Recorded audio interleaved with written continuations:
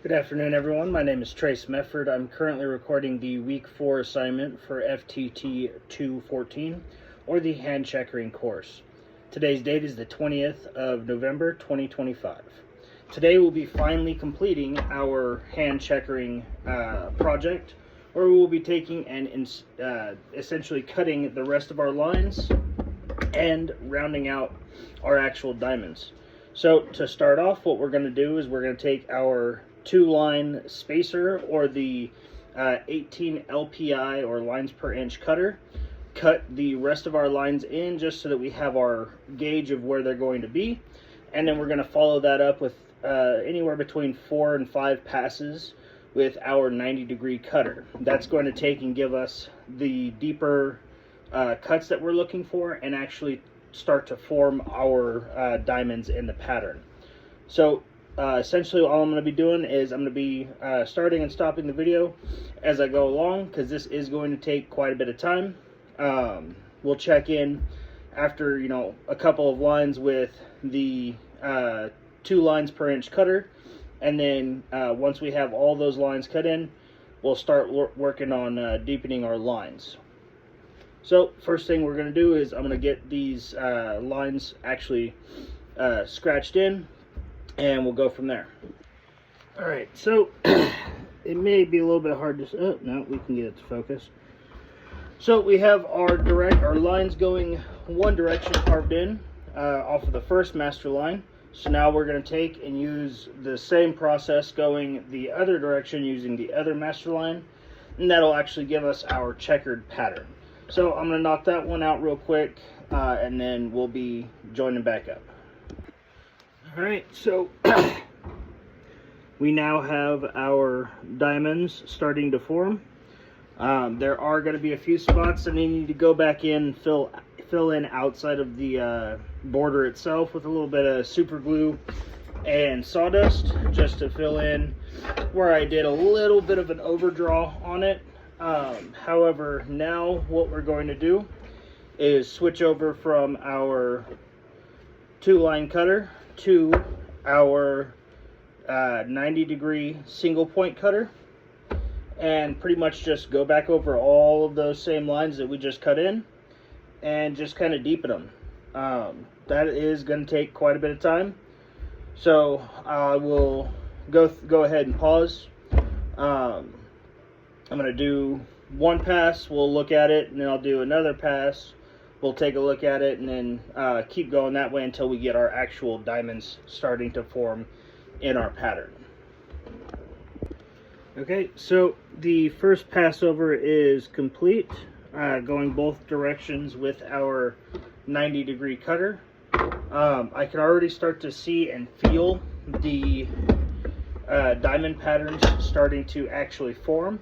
So at this point, we're going to go ahead and get started on our second pass.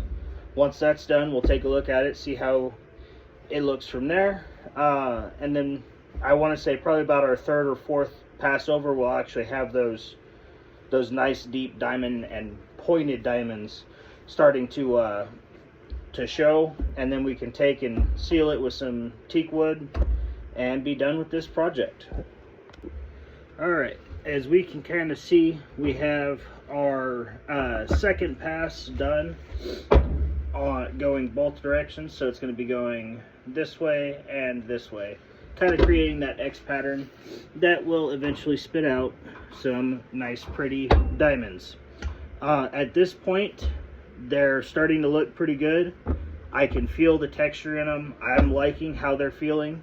There are some spots where I went a little too close, and my lines from my line spacer didn't exactly work the way I wanted them to, so I'll have to go back and fix those a little bit later on. But for the time being, I'm going to go ahead and give it one more pass, and then I think we're probably going to go ahead and seal it and call it good there, because like I said, it feels like checkering should for like a shotgun handle or something of that nature.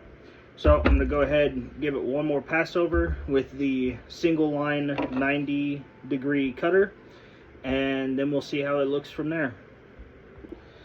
Alright, so Oh, excuse me. I'm done with the third pass. We've got a pretty decent diamond pattern here.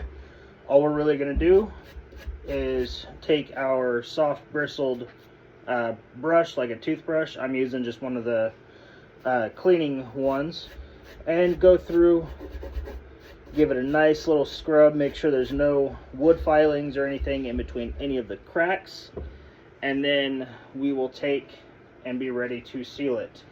Now all I'm going to be doing to seal it is using a blue shop towel and a bit of my preferred sealer.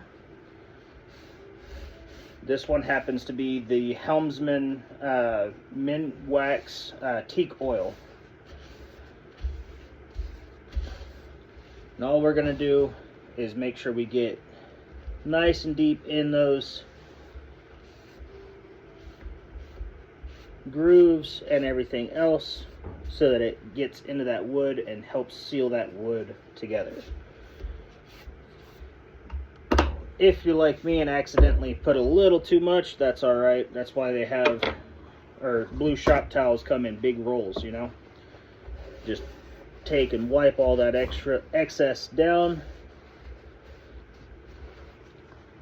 And we'll wait, let that sit to dry for a little bit, and then we'll give it a check out. Let's see how it'll turn out. Alright, so we've let it dry, and there we have it. Our nice diamond pattern checkering pattern.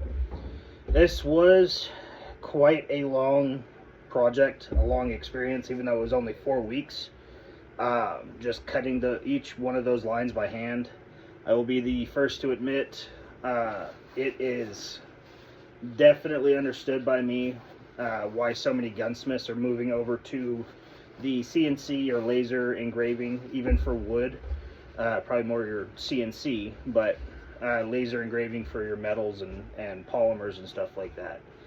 This I would love to be able to do, however, it is quite a headache, and takes it's going to take a lot more practice to get anywhere close to like a store-bought checker pattern. Those are usually done by, like I said, CNC now. So that's pretty much it for this project. We'll go ahead and see you next time we have coursework to do.